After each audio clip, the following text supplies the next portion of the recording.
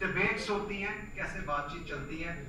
सो लिहाजा मैं स्पेसिफिक रहूँगा क्योंकि मैं जिस बात की तकरीर कर ही नहीं सकता, क्योंकि बड़ा मुश्किल होता है कि जो मैं चीज़ पूरी ना कर सकूँ मैं कह दूँ।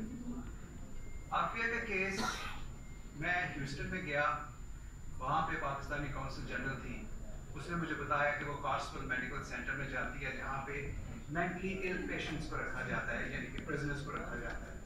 उसने कहा दाऊद ओवरसीज बोर्ड का केस कर रहे हो सुप्रीम कोर्ट में, इस बेचारी के लिए कुछ करो। अब मैं क्या कर सकता था इससे ज्यादा कि अशरफ अब्बासी एक हमारे बड़े अच्छे दोस्त हैं, उन्होंने इनकी फैमिली के साथ मुझे बुलवाया और मैंने वापस आके पाकिस्तान में सुप्रीम कोर्ट में इस केस को रेस किया। जस्टिस साकिब निसार थे तब। पहले तो उन्होंने केस को इतनी हाइट पे पहुंचा दिया, उधर से मुझे नीचे फेंका। फिर नेक्स्ट डे में मुझे कुछ समझ नहीं आई, मुझे कहते तुम अमेरिका जाओ और वहां पे जाके इंसाफ लो इसके लिए।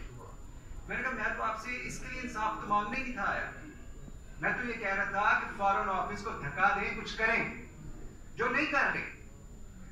सो लिहाजा मैं बड़ा मायूस हुआ। लेकिन जो पब्लिक सेंटिमेंट था इसके केस में वो बड़ा इंटरेस्टिंग था, यानी कि 20 to 25,000 लोगों के जो मुझे मैसेजेस आए, लोग आयतें लिख के भेज रहे हैं, पता नहीं क्या क्या चीजें मुझे उन्होंने लिख के भेजी। छोटे छोटे बच्चे जिनको पता ही नहीं आफिया कौन है, पता नहीं उनके किस तरह पेरेंट्स मुझे मैसेजेस भेज रहे थे या क्या कर रहे थे। मैंने अपने ज़हन में सोचा मैं या अल्लाह क्या करूं, क्योंकि मैं अगर कोई चीज करता हूं तो मैं तो उसको एंड तक लेके जाता हूं। मैंने इसके 2 लॉयर्स थे, उनसे बात की, उन्होंने कहा कि इसकी कोर्ट केस फाइल्स हैं, आप वो डिस्ट्रिक्ट कोर्ट से उठाएं। 5000 सफात के ऊपर इसका मुकदमा था, जिसमें CIA के रिपोर्ट्स थे, FBI के रिपोर्ट्स थे, काफी डिटेल था।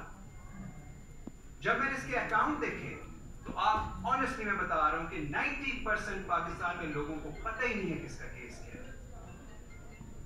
ये तो एक मेंटली इल बेचारी खातून थी जिसको कोर्ट में मिसयूज किया गया। उस बेचारी के जो लॉयर्स थे उसके साथ उसका कम्युनिकेशन कोई नहीं था, यानी ऑर्केस्ट्रेटेड था कि हमने इसको सजा देनी है। सो लिहाजा मैंने डिसाइड किया कि I will write this book, और उस बुक का मैं करूंगा क्या। मैंने ये कोई शोहरत नहीं लिखी थी कि मैंने आफिया में बुक लिख लिया तो बस ये मेरा काम पूरा हो गया। मैंने कहा कि मैं अमेरिकन थिंक टैंक्स में इसके ऊपर जो गलत इल्जाम लगे हैं टेररिज्म के, इसके ऊपर जो कनेक्शंस बताए जाते हैं, I will fight this matter. क्योंकि अमेरिका के अंदर आपके आर्गुमेंट में फाइट होती है। अगर कोई भी थिंक टैंक आपका कोई आर्ग्यू, आपका कोई भी मसला पिकअप करता है तो इसका मतलब है कि आपकी बात दुनिया में सुनी जाती है। सो आई रोट दिस बुक। अल्लाह का बड़ा शुक्र है कि जब ये बुक लिखी, it became international Amazon best seller book in America. उसके बाद जो मेरे रिव्यूज थे, मैं जिंदगी में अपने आप को बड़ा खुशकिस्मत समझता हूँ कि मैंने जिस चीज की भी ट्राई की है अल्लाह ने मुझे उसमें कामयाबी दी है। मैंने वुडरो विल्सन सेंटर, अमेरिका का माना हुआ थिंक टैंक, माइकल गूगलमैन, आप सब उनको जानते होंगे। माइकल को मैंने कहा कि इस बुक को रिव्यू करो। अगर वुडरो विल्सन सेंटर एक आर्गुमेंट को मानता है जो क्वाज़ाई गवर्नमेंट का एक अदारा है, तो इसका मतलब है हमारे आर्गुमेंट में जान है। और उन्होंने इसको एक्सेप्ट किया कि बिल्कुल बात ठीक है कि आफिया पे अभी तक कोई टेररिज्म का इल्जाम साबित नहीं हुआ। ये एक कोलैटरल डैमेज है जिसमें वो एक एट्रोसिटीज होती हैं, डिफरेंट इलीगैलिटीज, जिसमें इंसान फंस जाता है समटाइम। कभी वो गलत टाइम पे गलत चीज कह देता है, तो गलत फहमियां वॉर्स में होती हैं। सो उसके बाद इस बुक को रिव्यू नोम चॉम्स्की ने किया, पाकिस्तान में एहसन जफर के साथ बात हुई, फिर अटलांटिक काउंसिल ने लास्ट ईयर मुझे बुलाया, उनके लिए मैंने एक आर्टिकल लिखा, आप सबको वो पढ़ना चाहिए। मैंने कहा कि पाकिस्तान के लिए अमेरिका को और ज्यादा करना चाहिए क्योंकि जो पाकिस्तान ने उनकी गुलामी की है।